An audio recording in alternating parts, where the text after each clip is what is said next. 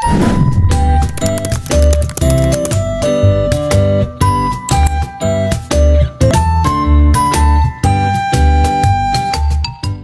gaseous outlook.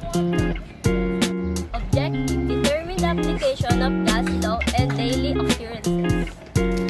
Jet-propelled balloon. Materials: string, sticky tape, medium-sized balloon, and drinking straw.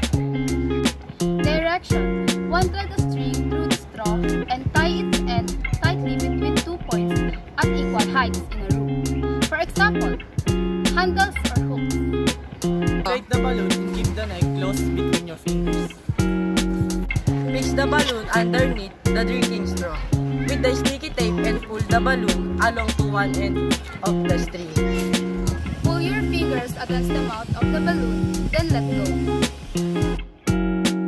Question number 1. Explain why the balloon shoots along the tube at a speed using the concept of the gas law.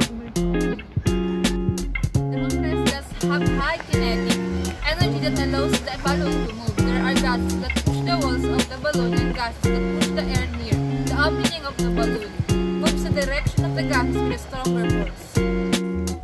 Question number 2. What does this prove regarding the compressibility of gases? To demonstrate the compressibility of gases as the air in the balloon is compressed before being released, causing the balloon to move forward.